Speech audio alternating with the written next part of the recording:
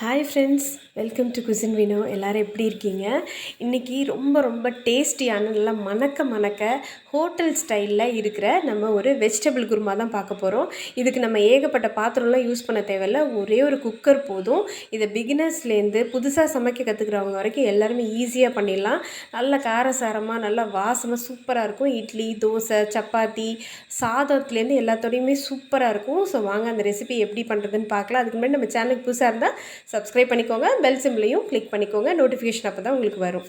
இப்போ வாங்க இதுக்கு என்னென்ன தேவைன்னு பார்க்கலாம். 2 பெரிய வெங்காயம் நான் இதுக்கு எடுத்திருக்கேன். 3 தக்காளி எடுத்திருக்கேன். அப்புறம் பச்சை மிளகா 2 பச்சை மிளகா, 3 பச்சை மிளகா உங்களுக்கு காரத்துக்கு தகுந்த மாதிரி நீங்கள் போட்டுக்கோங்க. கொத்தமல்லி, கருவேப்பிலை எடுத்திருக்கேன். நீங்கள் இஞ்சி பூண்டு பேஸ்ட்டாக போகிறதா 1 டேபிள் ஸ்பூன் அளவுக்கு போட்டுக்கோங்க. நான் தேங்காயோட அரைச்சி போடுறதுனால ஒரு 7-8 பல்லு பெரிய சைஸ் பூண்டை கட் பண்ணி வச்சுருக்கேன். ஒரு சின்ன துண்டு இஞ்சி வச்சுருக்கேன். இது எல்லாத்துக்குமே பார்த்தீங்கன்னா நல்லா டைமண்ட் ஷேப்பில் இல்லைனா ஸ்கொயரில் அந்த மாதிரி உங்களுக்கு பிடிச்ச ஷேப்பில் நீங்கள் கேரட்டு, ஒரே ஒரு கேரட்டு, ஒரு கப் அளவுக்கு நீங்கள் நீட்டமாக பீன்ஸு, ஒரு கப் அளவுக்கு முளைக்கட்டின பட்டாணி சேர்த்துருக்கேன். நீங்கள் காஞ்ச பட்டாணியாக தான் நல்லா ஊற வச்சு வேக வச்சு ஸ்டோர் பண்ணி வச்சுக்கோங்க. இந்த மாதிரி அவசரத்தில் மார்னிங்கில் பண்ணுறதுக்கு உங்களுக்கு ரொம்ப ஹெல்ப்ஃபுல்லாக இருக்கும். இல்லைன்னா நீங்கள் ஊற வச்சுட்டு வேக வச்சு கூட பண்ணிக்கலாம். இதுக்கு தேங்காய்க்கு பார்த்தீங்கன்னா இஞ்சி பூண்டோட சேர்த்து ஒரு அரை மூடி தேங்காயை சோம்போடு போட்டு அரைக்க போகிறேன். சோம்பு ஒரு அரை டேபிள் ஸ்பூன் போட்டுக்கோங்க. அரை மூடி தேங்காய்க்கு கரெக்டாக இருக்கும். இஞ்சி பூண்டு பேஸ்ட் போடுறதுனால நீங்கள் அதை அவாய்ட் பண்ணிக்கலாம். நான் சேர்த்து அரைக்கிறேன். அதோடு நீங்கள் முந்திரி பருப்பு ஒரு 5-6 முந்திரி பருப்பு போட்டு அரைச்சிங்கன்னா ரிச்சாக இருக்கும். இப்போ ஒரு குக்கரை நீங்கள் எந்த குக்கரில் வைக்க போகிறீங்களோ அதை ரெடி பண்ணி வச்சுக்கோங்க. அதில் ஒரு 3-4 டேபிள் ஸ்பூன் அளவுக்கு ரிஃபைண்ட் ஆயில் யூஸ் பண்ணிக்கோங்க. அதில் ஒரு சின்ன துண்டு பட்டை, பிரிஞ்சி இலை ஒரு பாதி இலை போட்டுக்கோங்க. 3 கிராம்பு, கல்பாசிப்பூ போட்டுக்கோங்க. வேறு எதுவும் நம்மளுக்கு தேவையில்லை வாசனைக்கு. அது நல்லா பொரிஞ்சோடனே வெங்காயம், தக்காளி, அந்த 3-4 பச்சை மிளகா நல்லா வாசனை கொடுக்கும்.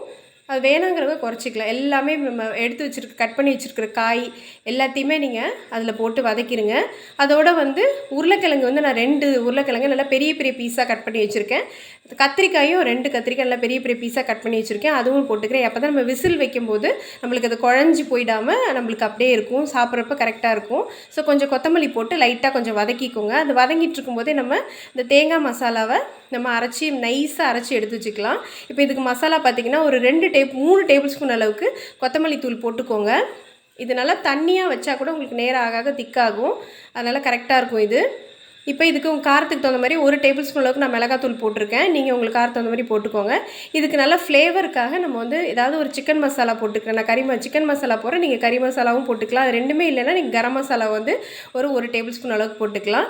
இதுக்கு ஒரு 3 டம்ளர் அளவுக்கு நான் தண்ணி வைக்கிறேன். ஏன்னா தேங்காயும் நம்ம போட போகிறோம், மல்லித்தூளும் போட்டிருக்கோன்றனால தேங்காய் போடும்போது உங்களுக்கு நல்லா திக்னஸ் இருக்கும். தேவையான அளவு நம்ம அதுக்கப்புறம் தண்ணி விட்டு கூட நம்ம பெருக்கிக்கலாம். இப்போ நம்ம அரைச்சி வச்ச தேங்காயையும் போட்டு நல்லா ஒரு கொதி வர அளவுக்கு நீங்கள் கொதிக்க விடுங்க. அப்போ உங்களுக்கு ஒரு திக்னஸ் அளவு தெரியும். அதிலே ஒரு 45% உங்களுக்கு வெஜிடபிள்ஸ்லாம் நல்லா வெந்துடும்.